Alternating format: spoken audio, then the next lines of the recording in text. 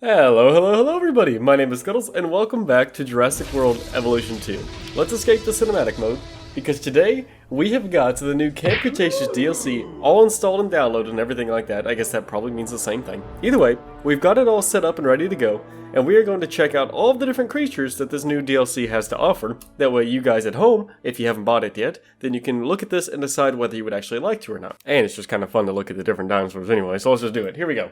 For a start, we have Kentrosaurus. This one is known as Pierce the Kentrosaurus from the Camp Cretaceous TV show. Obviously, everything that we're seeing here today is going to be from that show. But let's take a look. Here is an adorable little Kentrosaurus. And we've got a couple interesting things to talk about with this one. I'm just going to kind of let them do their thing for a minute. Maybe I'll even be quiet so you can just listen to them. Some nice gurgly rumbly bumblies. But look at them all emerging. Looks like we've got a little herd of 5 of them here. That was a beautiful animation. So a lot of these animations will be totally new to me, because I haven't actually made this creature at all yet. Alright, so here's the first of the Kentrosaurus. Here's our little Pierce, and let's actually go ahead and name her Pierce real quick. Actually, this is number 3. Where's the first one? Here's the original. Ooh, and she's the alpha. Here we go. Pierce. Hopefully I didn't spell that wrong, because that would be embarrassing. But yeah, as I was saying, these are all going to be pretty new to me as well, because many of the creatures that we're making here today, I haven't even released myself in the game, just by default, and I for sure haven't looked at any of these yet, because it obviously just came out, and this is brand new. I've seen only what's in the trailer, so I'm very excited to actually get my hands on these and see them in-game. So far, with Pierce here, it looks like we're having a pretty sweet start. But something interesting that I wanted to kind of mention with these, and a possible direction that the game could be going in, is in the description. Whenever I was making this Pierce one, let me actually just go ahead and show you guys real quick. Take a look at this. Alright, here we are. So if we actually come here to make another Pierce, then you can see that it says size large. Now this is complete speculation, but it almost makes me wonder if we'll actually have different sizes of creatures as time goes on with more DLCs and whatnot, so we might actually have the possibility of adding like babies and stuff like that. I don't know. I tell you what though, at the end of the video we'll go ahead and release a normal Kentrosaurus, and we'll just go ahead and see if there is actually a noticeable size difference between the two of them. Because if so, then that actually could be big news for this whole Jurassic World Evolution 2, to where we could actually possibly have baby creatures one day. Like, officially at least. So, like, obviously they're already here in mods and everything like that, but we could actually have official babies? I don't know. Maybe that's me getting my hopes up a little bit too much, but either way, let's move on. Next up is the Ouranosaurus. Now, I don't believe that these have any sort of name in the show. I think they're just Ouranosaurus. But look at that. They look so good. So yeah, this is obviously what we've seen from that one bit where they're on the docks and it's like really foggy and everything like that and spooky. Oh, and hello Cabot. Please go away. Okay, now that he's finally gone. This one is actually looking really good as well. I wish that this mountain wasn't right here and it was a little bit sunnier. So I'm hoping that as time goes on, they'll all start to migrate down towards the other side of this exhibit, where the sun is. Really, I should have set the hatcheries here. But, oh well, you live and you learn, I suppose. But yeah, so now we have a beautiful little herd of Ouranosaurs. And these ones are slightly different in terms of the actual model and everything like that. And I really like the way that they look. Obviously, it's nothing too surprising since we knew exactly what these creatures were kind of going to look like because we had previously seen them in the Camp Cretaceous show. But it's still nice to actually see it here in game, and we can incorporate these creatures into our own parks, which is really cool and kind of fun. So it's going to be especially exciting to see what those super creative people actually do with all of this, and to see them actually make like full-on recreations of the Camp Cretaceous that we saw in the TV show, and then seeing all these creatures running about it, almost like our own live simulation of the TV show, which would be kind of cool. Next up, we have the one and only Bumpy. Look at that, you can already see the asymmetrical horns on top of the head, or bumps, whatever you want to call these things, but look, that one right there, that little nodule there, it's just slightly smaller than the one on the left side, or Bumpy's right side, our left. But isn't she looking great? Oh wow! I feel so childish, I have this big stupid smile on my face. No, because, I don't know, the Ankylosaurus has never been like anything too extraordinary to me. But even while that is the case, there's just something about seeing this little Bumpy the Ankylosaurus that's quite charming, and it just is very cute and adorable, because while I've never been the biggest fan of the whole Ankylosaurus in this game and everything, there's something about this that it just makes me really want to like you. You are very cute, Bumpy. But yeah, obviously this is the big version of Bumpy, there's no baby Bumpy as of yet. Who knows, there could be something going with the whole size thing that we talked about previously. But yeah, either way, that one's looking really good. I definitely want to see these guys whenever they step out into the light a little bit more in a little bit, so we'll have to hope that they migrate that way. Okay, and now as you might have noticed previously, we do have two Parasaurolophus in here, which are going to be the two different Lux versions. we're actually going to hold off on those for just a little bit so that we can actually make it nighttime up in here. I want to keep it daytime while I release all of these, because I did kind of have to wait for a little bit for the sun to actually get into a close position. So we'll go ahead and wait to make it nighttime, and then we'll come back to those. Next up, though, is the first of the carnivores of today's whole list. Starting off with a small carnivore, we have the Monolophosaurus. Let's take a look. These ones should be pretty sweet. Oh yeah, look at that. I like the design of them. Look at how many there are. Okay, yeah, so this is a batch of 9 of them that have hatched. I didn't even imagine that we could release this many creatures at once, apart from maybe like a compy or something. But we were able to actually create a batch of 9 of these dudes, all emerging from the one hatchery at the same time, which is absolutely insane. That was really cool to see. But take a look at this guy. Doesn't he just look evil? See, there's something that's slightly different about this whole texture compared to the ones that they've done in like Jurassic World Evolution, the original game and everything like that I really like, and I think it stands out and makes it look really good and like lifelike instead of cartoony. Like, if you take a look at the creature, you can tell that it almost looks just like so much darker and dirtier. Yeah, dirtier is a good word for it. It looks so much more rugged and everything than some of the previous creatures that we've had in the game. And to me personally, I feel like that helps it make it look like it's something real and living that we're actually looking at, as opposed to some sort of cartoony creature that's like totally perfect and clean all the time. Like, I think having it look nice and rugged and dirty like this really makes it look nice, and especially for a creature like this as well. It looks very mean, like it's been out in the wild and it's all like grungy and it's gonna go hunt you down, and it's trying to stay camouflaged by covering itself up in this dirt and muck and muddiness and everything like that, and I think it looks really quite nice. I'm excited to see what these bad boys look like in action. Now, I'm curious as to if these will actually hunt in packs or not. I know that they're not raptors, but in the TV show they kind of hunt as a little group, and you can see that these guys are hanging out. Oop, a little bit of a glitch in the Matrix right there. They were doing the exact same thing. But, I don't know, this guy is really cool looking. Oh, hi Bumpy. Alright, next up are some that I think are going to be some pretty good fan favorites. We have the 3 Baryonyx of Grim, Chaos, and Limbo. I'm not sure which order they're going to hatch in, but we're about to find out. Here we go. Starting with the first one, I'm pretty sure this one right here is Limbo.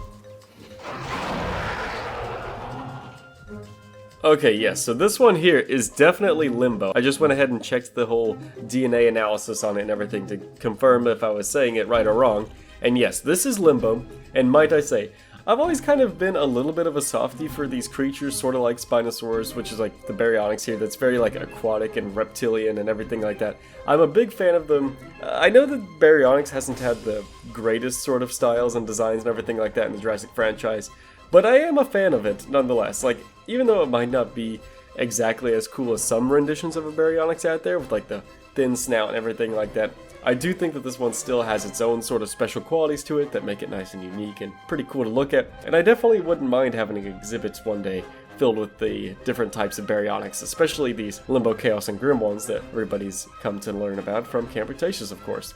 Either way, that's enough about Limbo. Let's move on to the next one, which should be Grim. I believe this one will be Grim, but we'll have to find out. Anyways, these are the only medium carnivores added to this group. Ooh, I like this one as well. I really like the whole little rosy red cheek right there. It's kind of nice. It's sort of like the Jurassic World original version that you could see on their website and everything, where it's got like the yellow skin and then the little like blue patch under the eye or something like that. It's a shame that we never actually saw that version of Baryonyx. I don't know why we actually have never seen that version of the Baryonyx, because it's hands down one of my favorite designs for it. But I feel like this almost is like a little bit of an homage to that. Or even if it's not, it's at the very least a nice little coincidence that it looks sort of like it. But that's exactly what it reminds me of, and I do like that little detail about it. Now, where is your friend? Are y'all gonna go hunt together? Oh, look at that. Moving through the bushes. I don't know if y'all could even see that or not. I'm sure I've zoomed in for you to see it. Alright, and now for the last of the medium carnivores, we have Grim. Look at that. This one, I will be totally honest, isn't really that crazy special to me. It seems very similar to the standard Baryonyx that's already in the game, but while that may be the case, I do think it's nice to have just a little bit of variation to it, and just like subtle little differences that'll help kind of set it apart, or even if you wanted to make like a batch of these Grims and then the normal Baryonyx in the game, it would just help it to look like one unique species, but then there would be like slight little variance in the population or something like that. I don't know, maybe I'm the only person that likes stuff like that. But if that is something that you're into, then I think that's what it could be kind of cool to use for. Once again, though, we can see that this one too also has a little splash of color right there under the eye. This one's actually more like diagonal to it, almost like under where its ears would be. You can see that there's a little hint of like a tealish blue sort of color right there, but it looks nice. I like it. So overall, if we're being totally honest, this one's probably not the most exciting creature that we've seen so far. But while that is the case, I do think it is still a pretty cool looking creature. Looks pretty ferocious and mean, and I do like the looks of it. Like, look at that. That is definitely something that you would not want to run into. And suddenly, I realized why the kids of Camp Cretaceous were so scared. Alright, next up we have Big Eatie, the Tyrannosaurus that we've seen from Camp Cretaceous. Let's take a look. This one should be a little bit more of the black and gray colors. Yes, it is. Look at that. Oh, that looks fantastic. Oh, look at the Baryonyx in the background. Hi. Hi. That is fantastic. I love the whole tiger stripe sort of thing going on. It really reminds me of a tiger shark, basically, especially if you look at it from above. Whoa, that is fantastic. Stop saying fantastic. Oh, it's fantastic. I love it. Oh, I'm so excited to turn on combat and see all these things fight each other. Hopefully you guys are okay with that and you're not going to be upset that I unleashed chaos on Bumpy. But wow, that is beautiful. Oh, man, something about the T-Rex from a distance. Like, T-Rex obviously looks good up close and everything, but there's just something about seeing it move in the distance that I think looks even, like, slightly more magnificent and majestic in a weird way. Oh, but speaking of seeing things from right next to it, I'll go ahead and spoil y'all for a little bit with the first person mode that's in this new update. Take a look. So this is the first person mode. Where is she? There she is, stepping out into the sunlight. Now, it is a little bit unfortunate, if you ask me, that this isn't more immersive, but I've already made a video on that, so I won't really talk about it. But if you want to see my personal opinions on all of the new update features, then here's a little card up above. But look at that. Oh, that looks fantastic. Oh, with the Ouranosaurus getting spooked in the background. Oh, this is amazing. So this is what it would feel like if you were actually standing next to one of these giant Tyrannosaurus creatures. Oh, wow, look at that for a shot. That looks fantastic. Looks like she's starting to move in on the herd. Might even go for a hunt. Combat's not turned on though, so she's not going to be very successful with that. Alrighty folks, last but not least, we have the two different types of Scorpios Rex. Let's take a look at the first one. I don't remember what the difference between these two are. I'm pretty sure it's just that it's... Oh, whoa. Oh. Oh, that's creepy. Ooh. That was a nice cinematic little animation. It just... Oh, it's just so creepy and unsettling, and... It's everything that you'd want in a nightmare, basically. Or maybe I should say everything that you wouldn't want in a nightmare. It's absolutely terrifying. Here, let's take a look at the other one now. I'm pretty sure that the only difference between the two is that there's an A version and a B version, so they're probably not going to be that different. I think this one might be a little bit more of like a brownish tint. Oh, that animation though.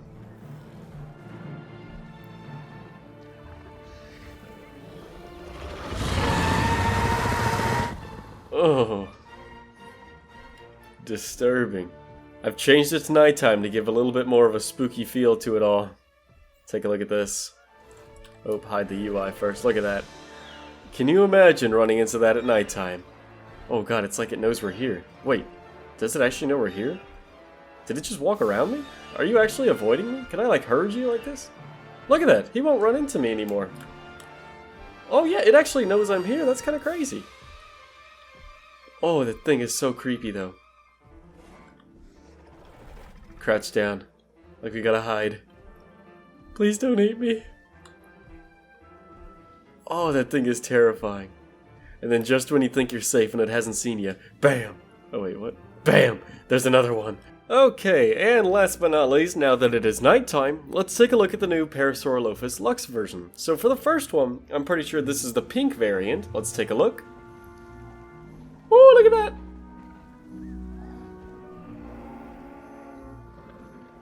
Oh, they're beautiful!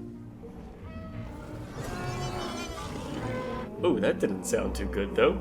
Alright, so that there was the pink variant with the blue head, and now let's take a look at the blue variant with the pink head. It's very subtle, the difference between them, but you can kind of tell that there's a little bit more of like a whitish bluish tint to the stripes of this one, especially along that like hip bone right there. And of course the crest of this one is also a much more vibrant pink than the previous version. But look at them! They look great! And I like that it's not just a texture, and that it actually, well, I mean, I guess it is just a texture, but it actually acts like it is bioluminescent, because if you look at it in just the right lighting, then you can see, like, you could barely see it just for a moment there, like that right there. You can see that it actually kind of gives off a little bit of like a lens flare, as if it's actually giving off small amounts of light. Which is a nice little detail, I didn't expect that. Oh, what are they gonna do?